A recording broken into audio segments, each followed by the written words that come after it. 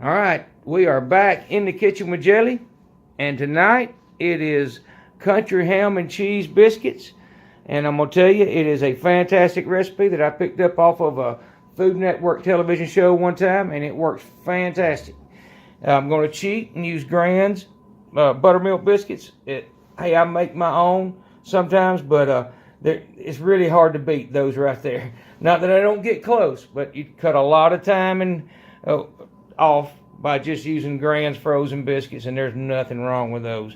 The next thing, that right there, you got to have it. It's black rind hoop cheese. It means a bunch to this recipe. And then, of course, country ham. I vacuum seal it. I use it, and then I'll vacuum seal it and refrigerate it. It lasts a long time, so you can buy a decent sized pack. I'm probably going to use 2, maybe 3 slices, probably 2 slices of that tonight. And it's a great, that right there, in fact, that Clifty Farms is a really good country ham. A lot of them are, but that seems to be as good as any, if not better than any I've tried.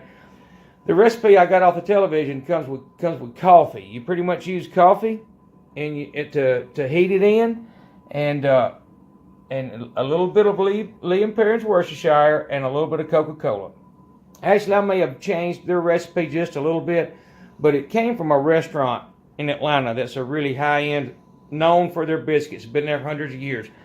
But long story short, we're going to get this started. Those biscuits take about 30 minutes or so. I don't really remember. It's pretty close to that. So we're going to get those in the oven. I'm going to start brewing that coffee, and I'll be right back, and we'll get this on the road right quick. And I know it's a little overkill to explain, but I do line my baking pan with aluminum foil, and I go by the directions on the package. I've seen directions that say make them touch to make them rise higher, and I like them just like this. This is how I like them to be done, spaced out about this far.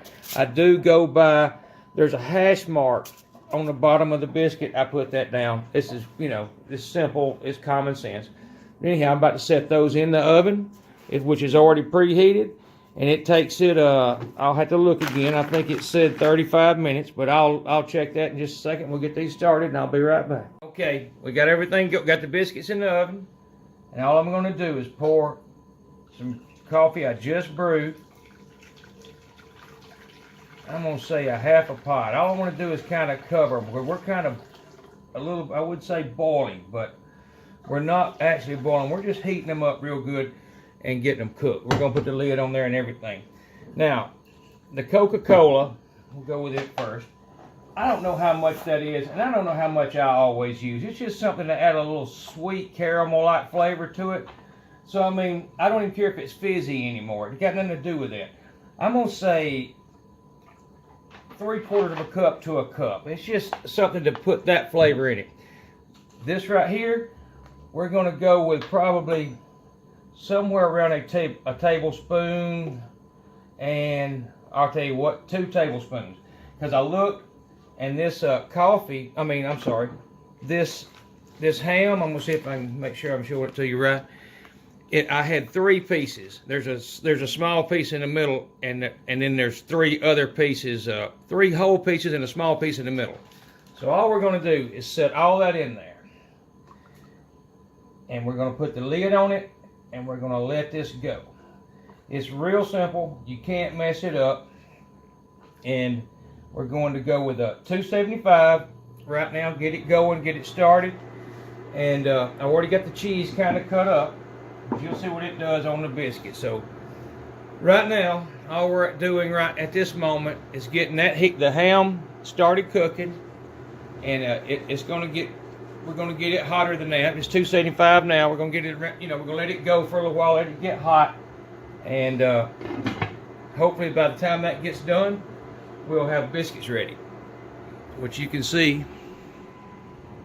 there are the biscuits. And they've been in there 10 minutes.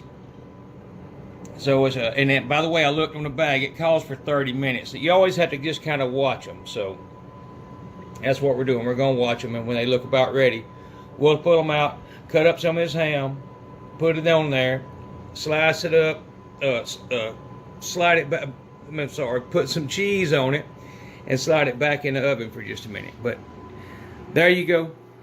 and we'll get this ham started cooking and be right back. Okay, to speed things up a little bit, because I want this to start boiling and get rolling good, I'm going to go to 330 for now. We're going to let that come up. As you can see, it's already, you know, looking alive in there, and I tasted that broth, and it's got that same flavor that restaurant has. I'm telling you, it has a very good flavor. But anyhow, be right back. Okay, right now they've been boiling for quite a while, so what we're going to do is just cut them up into biscuit size pieces, just like this.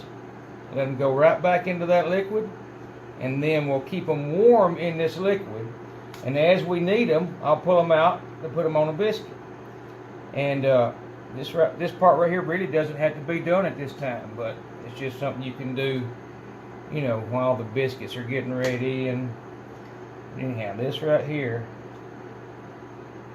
is the principle. You get the idea. So, like I said, then we'll pull these out, and I'm gonna set them right over here. In fact, I'm gonna set one out and try it, just get a taste for how it is.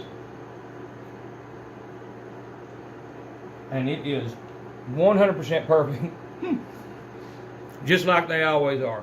I mean, the texture's great. It's got a good bite. That fat is fantastic. I'm not gonna lie, that's something this Clifty Farm seems to do better than some of them.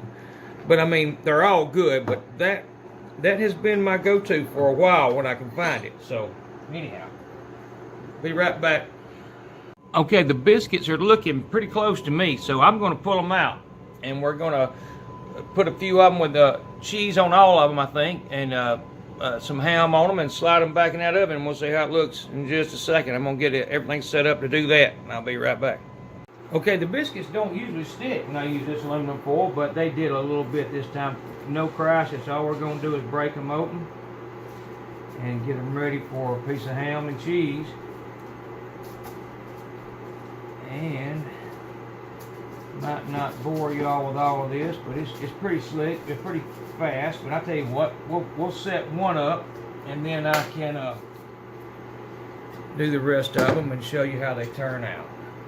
So there's some of the ham I've already got cut in half.